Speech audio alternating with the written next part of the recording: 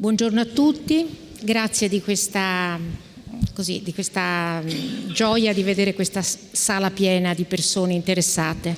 Noi avevamo un po' di paura che questo tema impaurisse in qualche modo, invece vedo che ogni volta che si parla di responsabilità le persone a questo punto sono molto attente, e la responsabilità riguardo alla salute credo che sia una delle cose che interessano di più le nostre vite, perché sono quelle che è una responsabilità che abbiamo nei nostri confronti e nei confronti della società in cui viviamo, di tutelare e di aiutare e di aiutarci a vivere al meglio le nostre vite. E quindi questo coinvolge molti temi, coinvolge il tema del nostro rapporto con le istituzioni, coinvolge il tema di come fondazioni come la Fondazione Cassa di Risparmio, che qui rappresento, o File, che rappresento lo stesso perché in fondo è la mia anima,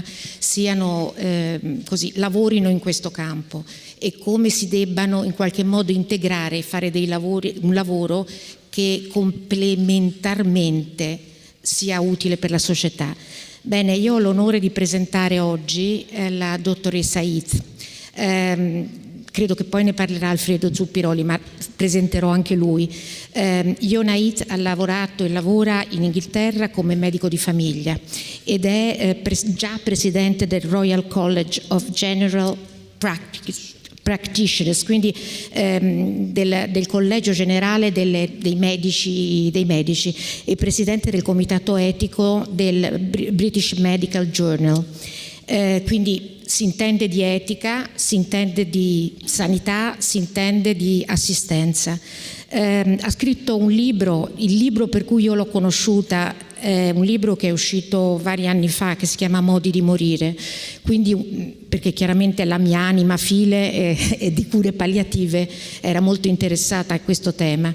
Invece quest'anno o l'anno scorso, non mi ricordo, ha pubblicato questo libro contro il mercato della medicina, il rendere attraverso medicamenti, cioè fare ricchezza attraverso la medicina, quindi un approccio molto critico.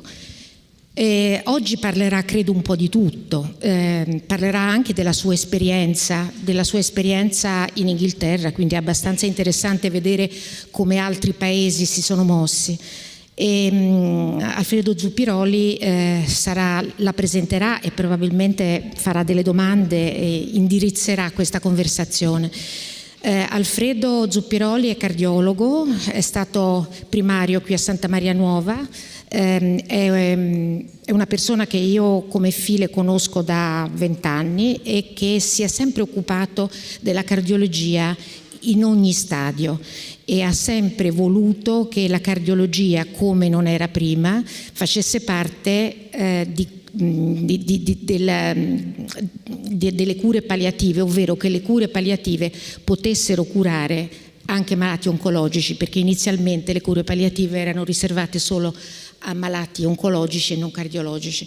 Si sono aperte poi dal 2012 in realtà, ma insomma poi in realtà da un po' da dopo, ma insomma la realtà è che adesso le cure palliative sono dedicate a tutti i malati oncologici, neurologici, cardiologici, polmonari, quindi c'è molto più lavoro e anche molta più attenzione, perché a seconda delle varie patologie c'è un'attenzione diversa al fine vita.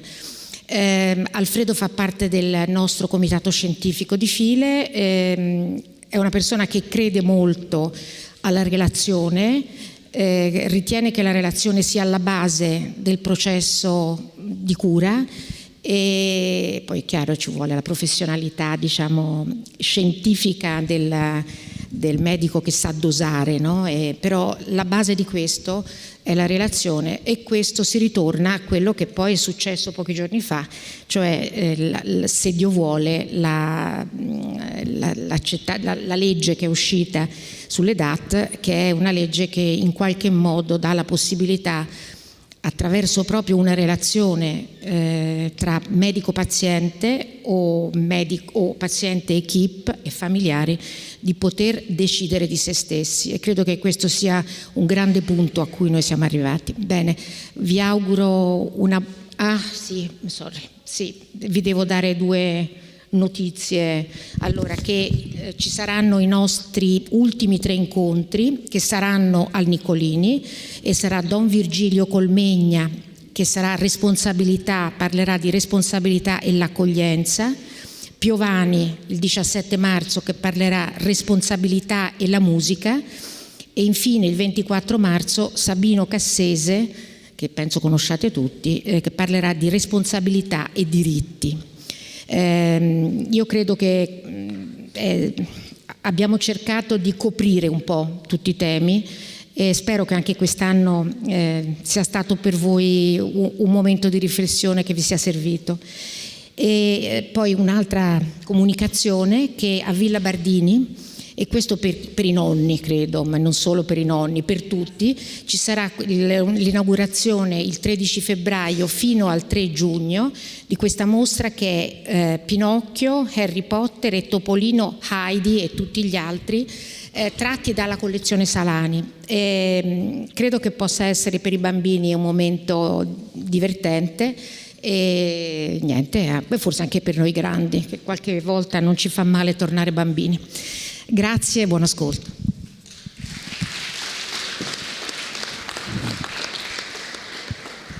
Bene, buongiorno a tutti, benvenuti, grazie di essere con noi stamani.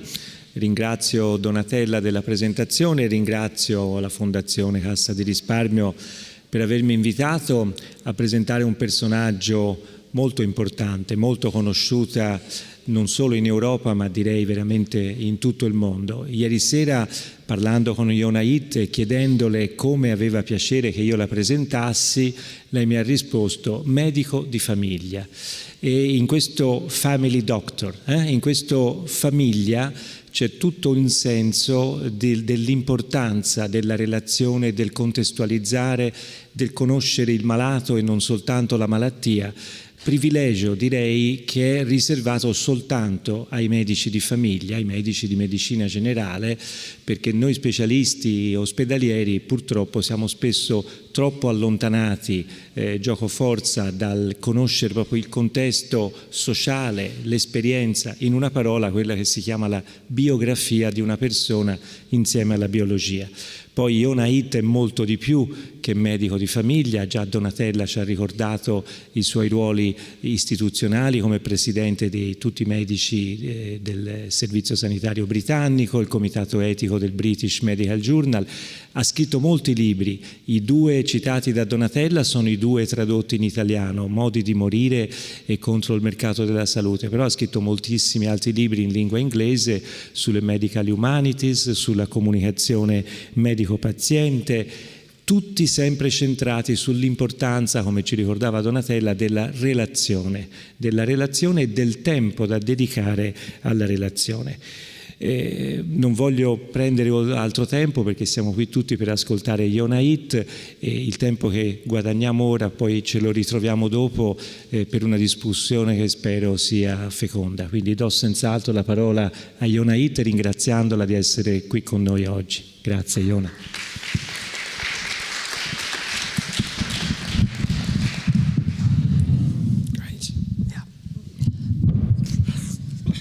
Thank you very, very much indeed. It's an enormous privilege for me to be here. It's always wonderful to come to Italy, and perhaps particularly to Florence. And thank you so much for coming out so early on a Saturday morning. I'm not sure I would be so dedicated. Thank you. These are very difficult times to be a British citizen. So I must start by apologising for my government, which is unbelievably incompetent and irresponsible. At home, our only comfort comes from political cartoons, and like this one, which shows various options for Theresa May's leap off the cliff into the unknown. But I'm not here to talk about responsibility and politics, which is probably just as well. My subject is responsibility and health, and I plan to spend most of my time discussing responsibility in the context of the meeting between an individual patient and an individual doctor. This meeting is the foundation of medicine. It could be any healthcare professional, but as you have heard, I have spent 35 years of my life working as a doctor, and that is my only expertise. Then I will briefly touch on the issue of responsibility in relation to the health of society and to the health of the planet. To return to politics for a moment, this is the American statesman Alexander Hamilton, painted by John Trumbull in 1801. And in the Federalist Papers, published in 1787, in the early years of the independent United States of America, Hamilton wrote this: "Responsibility, in order to be reasonable, must be limited to objects within the power of the responsible party." Hamilton was, of course, an immensely skillful politician. And this is an intensely political statement. He is seeking to limit the responsibility of politicians. But this is never an option for doctors and other healthcare professionals, despite the fact that we very often try to set such limits and are very often encouraged to do so by healthcare systems and policy. There is too much within healthcare that is uncertain or unknowable to make the imposition of such limits possible. The patient demands our presence and engagement. We are vulnerable to his or her agenda and to the unknowability of what is to come. These authors are reflecting on the philosophy of this man. This is Emmanuel Levinas, and another great thinker, the sociologist Zygmunt Bauman, introduces Levinas and his philosophy. As the greatest ethical philosopher of our century, that's the last century, Emmanuel Levinas puts, as he puts it, morality means being for the other. To take a moral stance means to take responsibility for the other, to act on the assumption that the well-being of the other is a precious thing, calling for my effort to preserve and enhance it.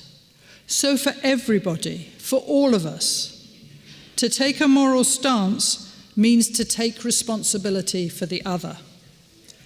And so this surely must be even more true for doctors and other healthcare professionals.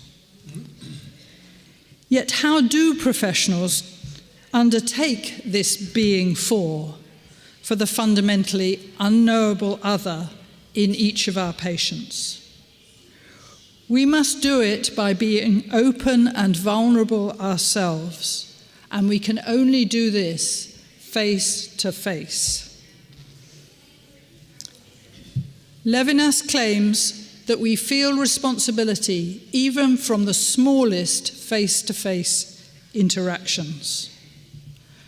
And Tolstoy provided a powerful illustration of this truth in the interaction between Pierre and Marshal Davout in War and Peace, when he writes this: "At the first glance, when Davout had only raised his head from the papers where human affairs and lives were indicated by numbers, Pierre was merely a circumstance, and Davout could have shot him without burdening his conscience with an evil deed. But now he saw in him a human being."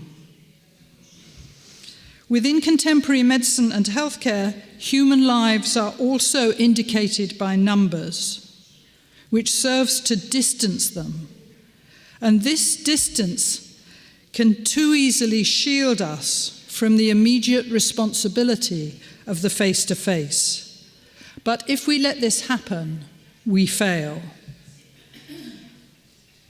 It is by raising our heads from the numbers on bits of paper and on computer screens, by looking and seeing, that we allow ourselves to see the other, not merely as a circumstance, but as a uniquely suffering person.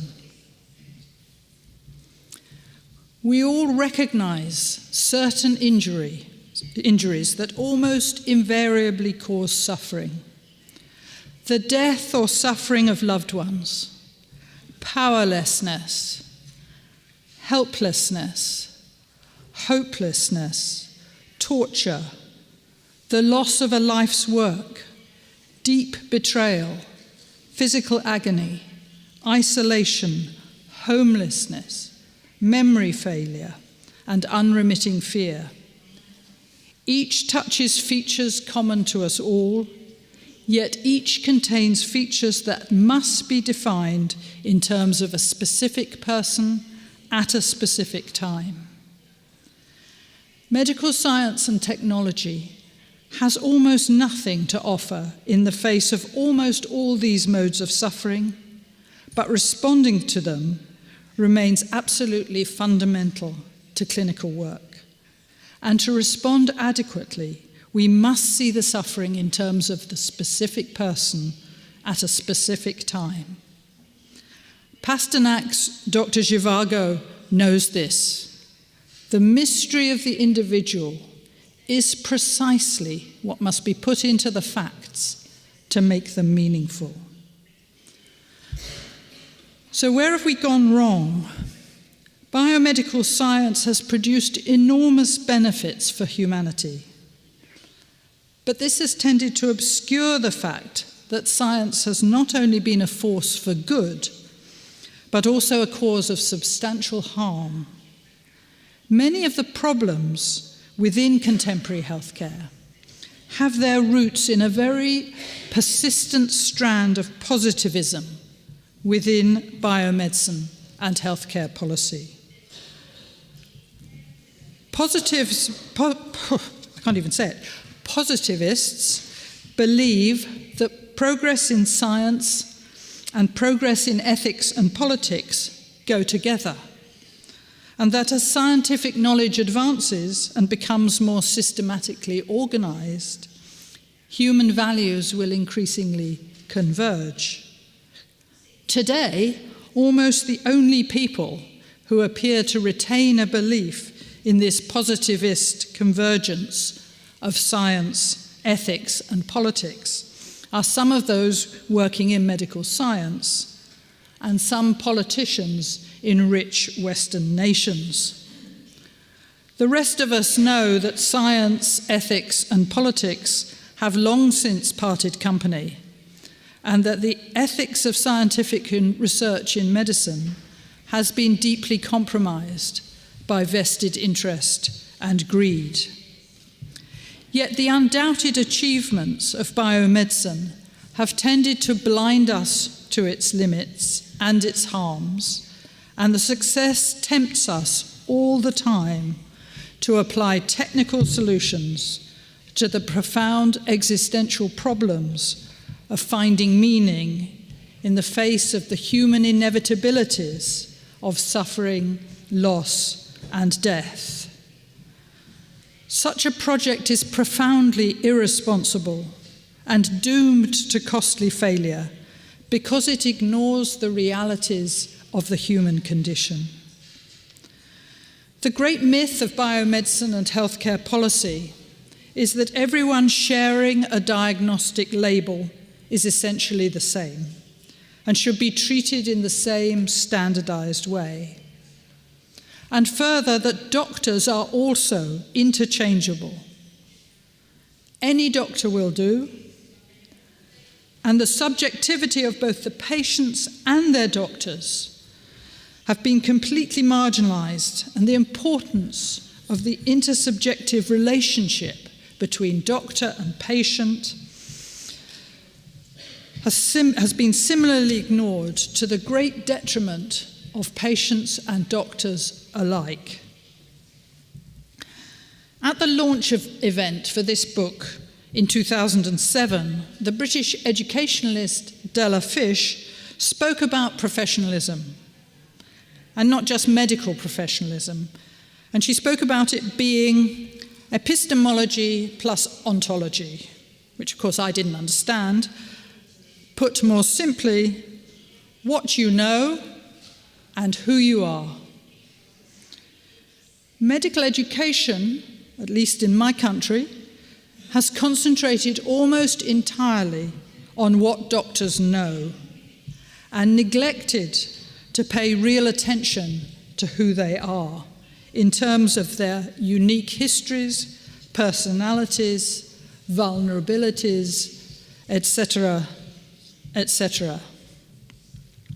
This neglect of ontology and subjectivity minimizes the fundamental importance of relationships in the delivery of healthcare that you were talking about, and indeed in the creation and the relief of illness and suffering.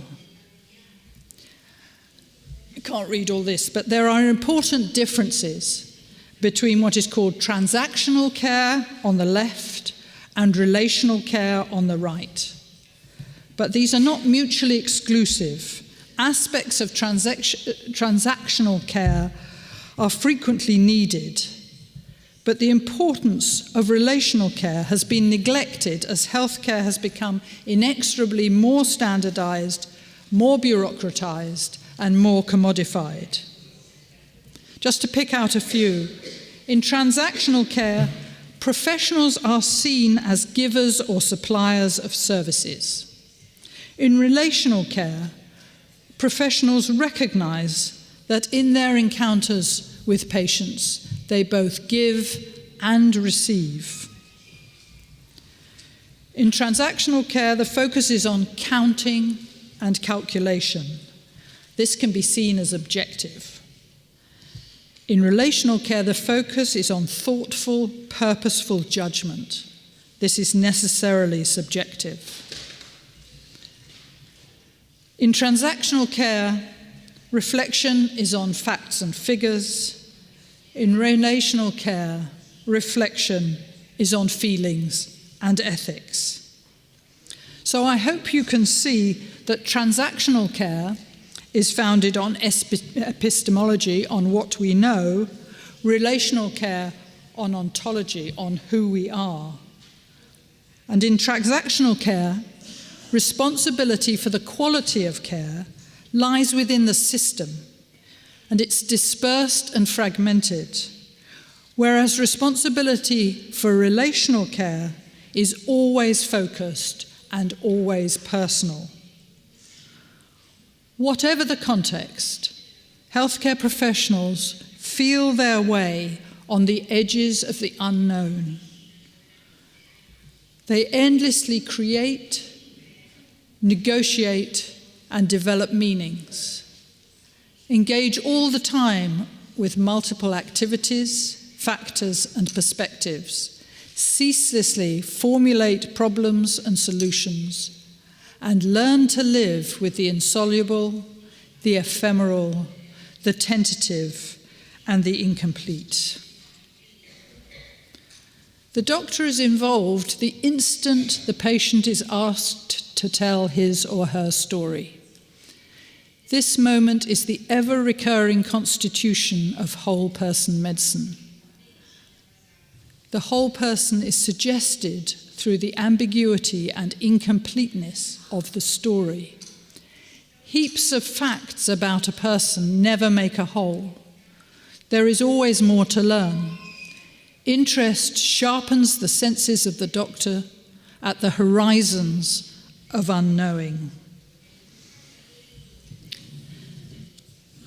This is one of the extraordinary photos taken by the Swiss photographer Jean Moore for his book with John Berger entitled A Fortunate Man, an account of a country doctor in England in the 1960s. In the book, Berger insists that individual and closely intimate recognition is required on both a physical and psychological level. The practice of medicine always depends on the ability to make a connection between the generalizations of biomedical science and the unique individual experience of illness and disease. This 33-year-old young woman, Iona Heath, is a new source of understanding for me. She is an American writer, artist, and activist who lives with chronic illness, both physical and mental. Although that distinction between physical and mental is a peculiarly useless distinction. All illness, disease, and suffering affects both body and mind. She had a damaging and abusive childhood, and she knows about this urgent need for recognition. Just last month, she published a letter to a young doctor while an inpatient in a hospital in Germany with a relapse of a serious depressive illness. And she writes, "The distance is huge, obscured, and unbreachable, but there's a special terror in it, because the distance is often right in front of you, between your face and your doctor's, as you sit in the small examination room together. It can feel like you're speaking a language that your doctor not only can't understand, but doesn't care to hear." This is a shocking indictment. All healthcare begins with a story told by a patient. And Levinas would insist that the doctor has a fundamental ethical responsibility to hear and to strive to understand. Iona Heath rejects the normative, cure-orientated nature of so much contemporary healthcare and its disregard for the realities of chronic illness. She writes, "I think the profession of a healer is not a practice that facilitates attaining or obtaining wholeness forever, but a practice of bearing witness to all the parts that have been apart, are apart, and will remain apart." And she has this telling definition of trust. Trust is not a permanent state that can be attained, but only a sign of the possibility that unbearable things can be bearable. For me, she evokes the wisdom of Samuel Beckett and the way his writing consistently reminds us that most people most of the time want to live forever, but most people some of the time and some people most of the time do not want to live forever. How are these latter groups to be accommodated within a system whose only priority is prolonging survival? Many doctors have had a conversation with a patient, usually but not necessarily quite old, who insists that they will never again agree to go to a hospital. They are asking for a completely different approach to healthcare. Indeed, it is well to remember that all lives have the capacity to oscillate between happiness and despair, as Rebecca West, the young Rebecca West here, confirms. Only a part of us is sane. Only a part of us loves pleasure and the longer day of happiness, wants to live to our 90s and die in peace in a house that we built that shall shelter those that come after us. The other half of us is nearly mad. It prefers the disagreeable to the agreeable, loves pain and its darker night despair, and wants to die in a catastrophe that will set back life to its beginnings and leave nothing of our house save its blackened foundations. Medicine needs the capacity to engage with both these halves, or else it will become marginal to the realities of many people's lives. Yet the medical mind is too often like the economic mind described by American philosopher Martha Nussbaum. The economic or the medical mind finds it easy to view the lives of human beings as a problem in relatively elementary mathematics that has a definite solution, ignoring the mystery and complexity within each life, in its puzzlement and pain about its choices, in its tangled loves, in its attempt to grapple with the mysterious and awful fact of its own mortality. I say again, we have learnt an enormous amount by studying groups of individuals and discovering much about the biology that they hold in common, without fully acknowledging that information derived from the study of populations can tell us about probability, but nothing about the fate of any particular individual. And the risk is that we are carried away by our knowledge of populations and lose sight of the unique experience of the particular individual in front of us. Writing about the development and use of psychological tests, Tor Johan Ekeland, a Norwegian professor of psychology, describes such measurements as turning individuals into knowledge as objects of a hierarchical and normative gaze. The individuality is no longer unique and beyond knowledge, but can be known, mapped, calibrated, evaluated, quantified, predicted, and managed.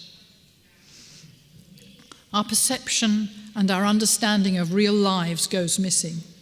We lose interest in the mystery of their lives and situations, and the complex ways in which biography affects biology. Biological variation is simply appropriated to the causes of commercial profit and of lifestyle and political conformities. Doctors may not be driving this process, but they are certainly colluding. Biomedical science tends to assume that very different individuals have similar aspirations. The facile assumption is that everyone wants to live as long as possible, despite the extremes of social injustice and the enormous difficulties that some people face in just surviving from day to day, and the disturbing rates of suicide across the world. In this marvelous novel, Sarah Moss writes, "One should not take it for granted that the patient longs for what others consider perfect health." This is John Berger's drawing of the philosopher Simone Weil, who writes repeatedly about the importance of moral concentration, about what she called attention. Those who are unhappy have no need for anything in this world but people capable of giving them their attention. The capacity to give one's attention to a sufferer is a very rare and difficult thing. It is almost a miracle. It is a miracle. But no true effort of attention is ever wasted. In this wonderful book of essays, the Scottish poet Kathleen Jamie writes, like Simone Weil, that the needed commitment and concentration of listening and noticing comes close to the idea of prayer. Isn't that a kind of prayer? The care and maintenance of the web of our noticing, the paying heed.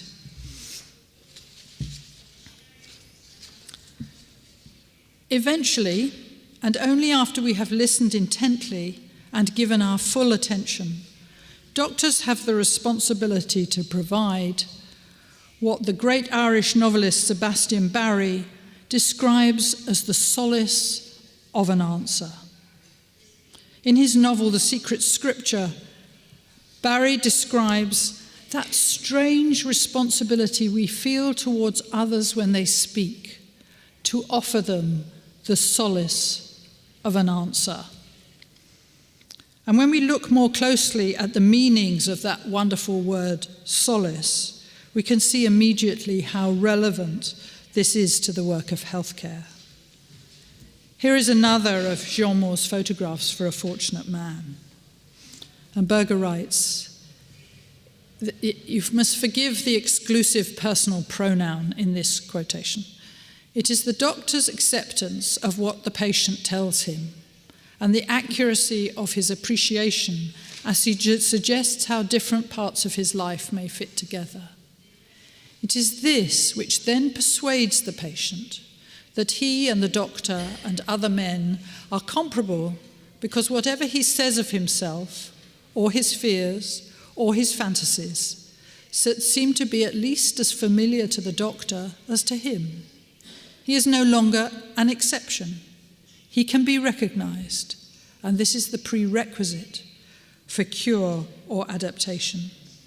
Now, this recognition is a burdensome responsibility because it is powerful, as are the words we use when we search for that solacing answer. Remember this from the great Nigerian poet Nai Osundare: to utter is to alter. Now I must turn quickly to the issue of responsibility and health at the level of society. More than 2 centuries ago, in 1812, the young poet Percy Bysshe Shelley wrote, "The rich drive the poor into abjectness and then complain that they are abject." And nothing has changed in 200 years. American anthropologist Nancy Shepper Hughes defines structural violence as violence that is permissible, even encouraged. It refers to the invisible social machinery of inequality that reproduces social relations of exclusion and marginalization via ideologies, stigmas, and dangerous discordance attendant to race, class, sex, and other invidious distinctions. Structural violence naturalizes poverty, sickness, hunger, and premature death, erasing their social and political origins so that they are taken for granted and no one is held accountable except the poor themselves. Structural violence is pervasive in the absence of social justice. And here from Michael Marmot's Institute of Health Equity in London is the documentation of the stark relationship between justice and health, with life expectancy according to neighbourhood income level in the pale green and disability-free life expectancy in the dark green, with an even steeper gradient between rich and poor. The more we discover and understand about the extent to which our life stories affect the workings of our bodies, the more we discover about the ways in which violence, abuse, and the stresses of poverty affect physiology, the more we understand the biology of biography, the more important our understanding of the detail of the lives of our patients becomes. Adverse child experiences early in childhood include physical, emotional, or sexual abuse, witnessing domestic violence, growing up with household substance abuse, mental illness, parental divorce, or an incarcerated household member, somebody in prison. Such experiences have been shown to predict future premature mortality to the extent that people with 6 or more adverse childhood experiences died nearly 20 years earlier on average than those without any. Each patient is unique in terms of their values, aspirations, and context. But even more fundamentally, each life's history and experience alters the way the body works through a multiplicity of mechanisms which include effects on the functioning of the nervous and endocrine systems and epigenetic effects on gene function. These processes have the greatest effects in response to early life experience, and they serve to accelerate or decelerate the natural aging of body cells. Socioeconomic inequality and the directly consequent unequal distribution of hope and opportunity play out in premature disease and death for those on the losing side. Just one example. Slow growth to the age of 7 years has been associated with an increased risk of unemployment in young men, regardless of their adult stature, thus producing a complex pattern of continuity between biological and psychosocial disadvantage. And yet, because of the current emphasis on individual lifestyle risk factors, we have ended up trying to treat the health effects of socioeconomic inequalities and other forms of structural and political violence with pharmaceuticals, which is surely destined to fail. Johanna Hedver again. There is a relationship between healing and justice because what oppresses us has also made us suffer trauma and its accompanying symptoms. Oppression, domination, and violence live first and foremost in our bodies.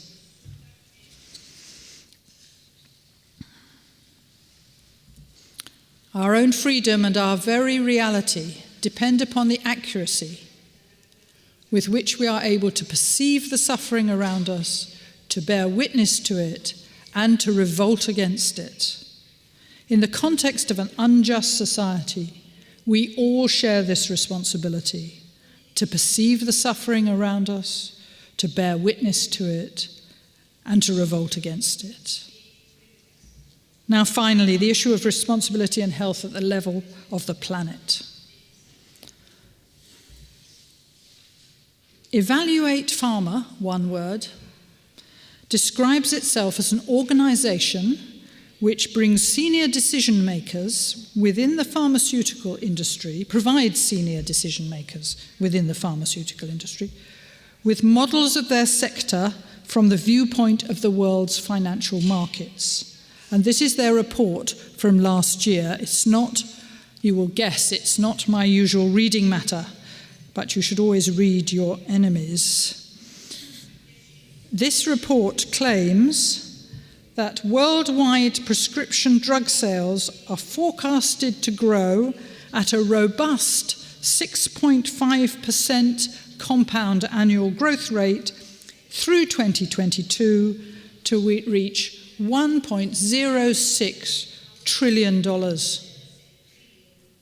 This represents what has been called the pharmaceuticalization of society, the transformation of human conditions, capabilities and capacities into opportunities for pharmaceutical intervention.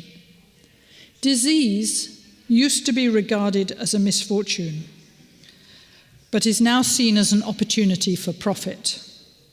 Health was once seen as a blessing, but now it too has become an opportunity for profit. We must all remember that these enormous levels of profit depend entirely on all of us being persuaded to take more and more pharmaceuticals, either to treat our illnesses or to prevent us getting them. So what lies behind these optimistic profit predictions? The pressures of neoliberal capitalism, never to be underestimated, the commercial imperatives of the pharma industry, the seductive power of the new and of technology, guidelines-based pay for performance in healthcare, the intractable uncertainty of life and death, and the fear and greed of all of us. We struggle within a whirligig of greed, fear, wishful thinking, and vested interest, all of which are driving the medicalizing of society, the over-medicating of populations, and the over-consumption of medical products. In 2014, the Chem Trust produced this report. 613 pharmaceuticals have been reported in the environment worldwide. But analytical detection methods are not even available for many of the thousands of medicines in use. Rivers in all regions of the world are now contaminated with many medicines. In England, anti-inflammatories and painkillers, ibuprofen and diclofenac, have been found in fur taken from otters. In Sweden, samples of perch fish were found to be contaminated with 23 pharmaceuticals, including antidepressants such as Prozac, sedatives, antibiotics, painkillers, and anti-cancer drugs. Baltic Sea salmon have been found contaminated with ethinyl estradiol used in the contraceptive pill. This is the state of health in the environment. Happy fish or not. This impossibly complicated diagram from the US Environmental Protection Agency in its pre-Trump days, I have to say, I think it's probably been abolished, attempts to set out the environmental life cycle of pharmaceuticals. Every filled prescription ends up somewhere in this diagram. So as both patients and doctors, we need to think even more carefully about the use of medications of only marginal benefit, and perhaps particularly about preventive medications that are proportionately more likely to prove futile. So to conclude, this is John Singer Sargent's portrait of the writer Edmund Goss, and in Goss's autobiographical memoir published in 1907, he describes learning to concentrate my attention, to define the nature of distinctions, to see accurately, and to name what I saw. When thinking about health, this is the responsibility we all share. And I close with this great francophone poet from Martinique, Aimé Césaire. Beware my body and my soul, beware above all of crossing your arms and assuming the sterile attitude of the spectator. Because life is not a spectacle. Because a sea of sorrows is not a proscenium. Because a man who cries out is not a dancing bear. Anyone concerned about the health of individuals, of society, and of the planet has a grave responsibility not to assume the sterile attitude of the spectator. Instead, to see accurately and name what we see, and to struggle for a new convergence of science, ethics, and politics. Thank you very much.